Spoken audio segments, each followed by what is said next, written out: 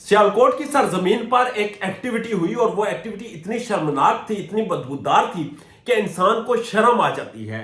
हाजी आसिफ की तरफ से, जो कि पाकिस्तान के एक सीनियर पॉलिटिशियन है, जो कि अखलाकियात की, तहजीब की, तमद्दन की बातें करते हैं, जो कहते हैं कि कोई शर्म होती है, कोई हया होती है, उन्होंने शर्म और हया की तमाम हदें पार की। उस्मान डार, जो कि उनका सियासी हरीफ है, उसके घर पुलिस भेजी, उसकी माँ के कपड़े फाड़े, उसकी भाभी को धक्के मारे, उनके कपड़े फाड़े, और फिर वहां पर तलाशी के नाम पर एक ऐसा बेखुदा खेल रचाया गया जिसे सोचकर भी शर्म आती है कि यहां पर सियासत रह जाएगी, यह सियासत होती रहेगी।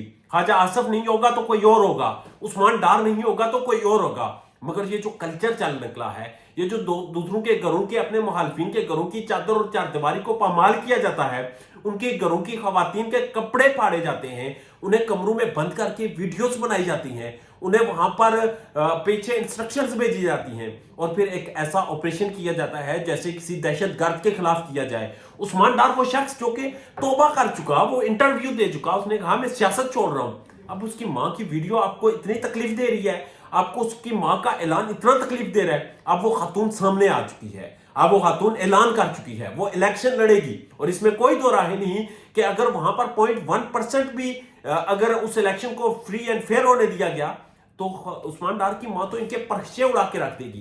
क्योंकि सियालकोट की अवाम जिस तरह उनकी सपोर्ट में खड़ी है, सियालकोट की अवाम जिस तरह उनको इस वक्त उनके ऐलान का खैर मकदम कर रही है, ये सारी चीजें सियासत से बढ़कर हो चुकी हैं। मगर बदकिस्मती से ख्वाजा आसिफ साहब कहते थे कि वो इज्जत की बात करते थे, वो तहजीब की बात करते थे। मुझे अफसोस होता है कि आप अपने रत्ती पर सियासी फायदे के लिए जब दूसरों की माओ और बहनों के गिरबान पकड़ते हैं, तो फिर कल आप कैसे एक्सपेक्ट कर सकते हैं कि आपकी माओ और बहनों के बदकिस्मती से गिरबान महफूज रहेंगे। ये एक ऐसा डर्टी पॉलिटिक्स का खेल है, ये एक ऐसी गंदी सियासत है जिसकी बदबू बहुत देर तक रहेगी, और ये बदबू तमाम सियासतदानों के घरों तक फैलेगी, उन तमाम लोगों के घरों को बदबूदार कर देगी। ये एक ऐसा कल्चर है जो कि अब खत्म नहीं होने वाला, और बदकिस्मती से इसकी शुरुआत कर दी गई है। और पंजाब पुलिस, जो कि एक रियासती अदारा है, वो इन सियासतदानों के घर की लोंडी बनकर, अपने पांव में घुंघरू बांधकर इनके सामने नाचने लगा है,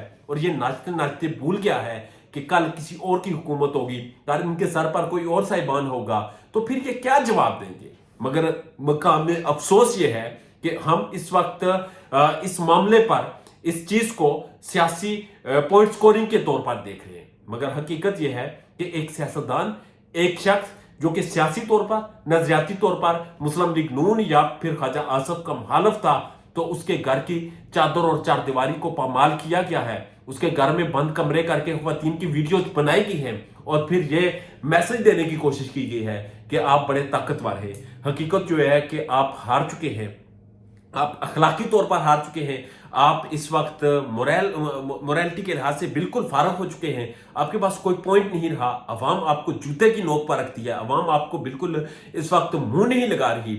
आप अगर इलेक्शन की तरफ जाते भी हैं तो आपके पास रिपोर्ट्स आएंगे वोट डालने, आपके पास कौन आएगा, किससे वोट लेंगे, कौन आपको वोट डालेगा? क्योंकि इस वक्त जो पाकिस्तान की अवाम है वो आपको मुकम्मल तौर पर मुस्तरद कर चुकी है। तो फिर आप अगर इलेक्शन से खौफजदा हैं तो कोई और रास्ता अपना लें, कोई डिक्टेटरशिप लगा दें, आप सिलेक्शन के तौर पर ऐसे ही सामने आ जाएं, कोई एक रेफरेंडम करवा लें और अपने मियां साहब को आप बिठा दें। क्योंकि आप जिस रास्ते पर निकले हैं, जिस तरीके से आप लोगों के घरों में घुस रहे हैं, जिस तरीके से आप लोगों की माओ और बहनों की इज्जतों को पामाल कर रहे हैं, यकीन करें ये आपका गिरबान पकड़ेगी, ये चीज आपको छोड़ेगी नहीं। आप इक़्तिदार के अवानों में घुस भी जाएंगे, फिर भी ये चीज आपका पीछा नहीं छोड़ेगी, और ये आपको दुनिया में जलील और रुस्वा कर देगी। अपना और अपने चाहने वालों का ढेर ज्यादा ख्याल रखिएगा। सियालकोट में जो कुछ भी हुआ, ख्वाजा आसिफ ने जिस तरह से लातलकी का ऐलान किया, उस्मान डार की मां के जिस तरह कपड़े फाड़े गए, इस पर आपकी कोई भी राय हो तो कमेंट सेक्शन में जरूर दीजिएगा। अपना और अपने चाहने वालों का ख्याल रखिएगा। इजाजत दीजिए, अल्लाह ने के पास।